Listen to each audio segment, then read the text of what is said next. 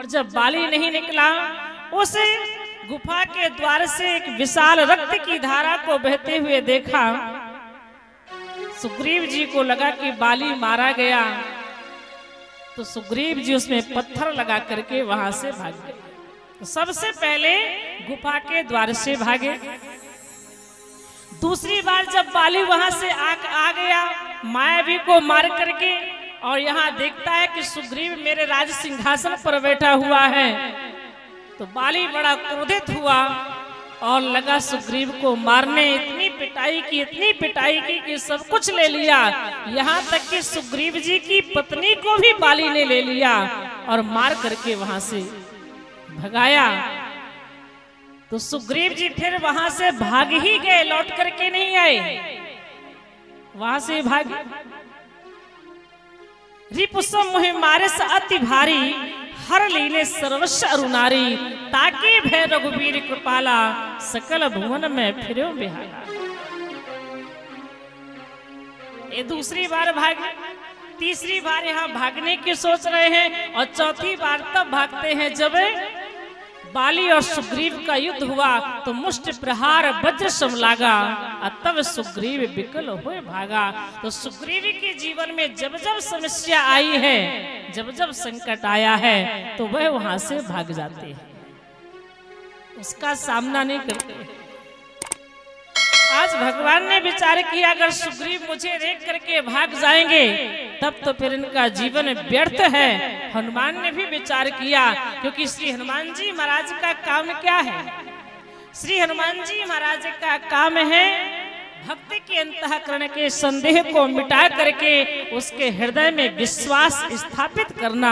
ये हनुमान जी का काम है, क्योंकि हनुमान जी विश्वास के अवतार हैं। तो आज श्री हनुमान जी महाराज सुग्रीव जी के संदेह को मिटा करके और उनके हृदय में भी प्रभु श्री राम के प्रति विश्वास स्थापित करना चाहते हैं, और उन्होंने किया भी। ऐसा नहीं कि श्री हनुमान जी महाराज ने नहीं किया है, सुग्रीव जी के संदेह को हनुमान जी ने दूर किया, उन्हें विश्वास दिलाया कि ये पर ब्रह्म परमात्मा है, इनकी शरण में चलो तभी हमारा कल्याण है। आगे चल करके अंगद जी के संदेह को भी श्री हनुमान जी महाराज ने दूर किया, और आगे सुंदर कांड में प्रवेश करेंगे तो विभीषण जी के संदेह को भी श्री हनुमान जी महाराज ने दूर किया। और थोड़ा सा आगे चले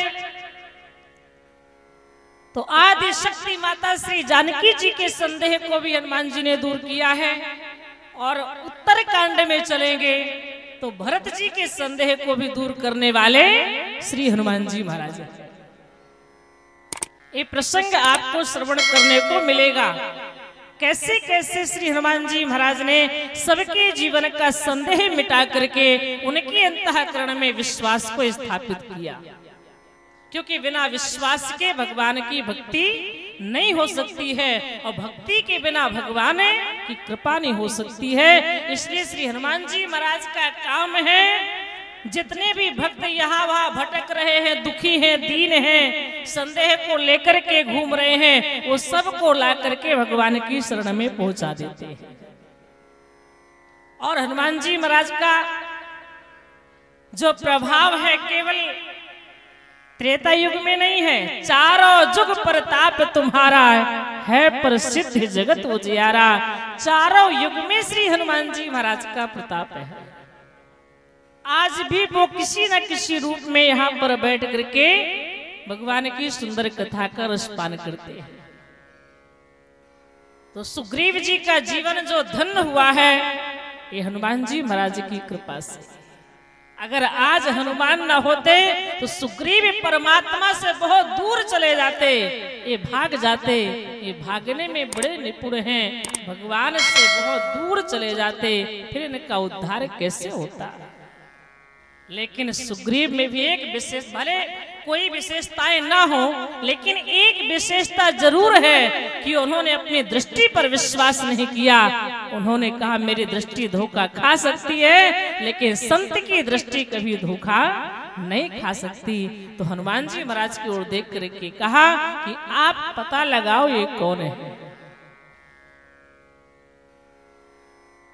अति सभीत कह सुन हनुमाना, पुरुष जुगल बल रूप निधाना।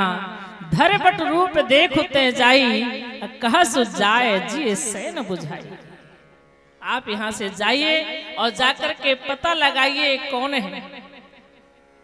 हनुमान जी महाराज ने कहा आप बिल्कुल चिंतित ना हो, आप भागिएगा नहीं, मैं अभी जाकर के पता लगाता हूँ। और जैसे जाने लगे तो सुग्रीव जी ने हनुमान का हाथ पकड़ लिया। आप जा तो रहे हो लेकिन वहीं से संकेत कर देना ये हमारे मित्र है कि शत्रु है। हनुमान जी ने कहा आप घबराइए नहीं, मैं आकर के बताऊंगा। बोले नहीं यहाँ मत आना, वहीं से बता देना। बोले क्यों? इसलिए कि जब तक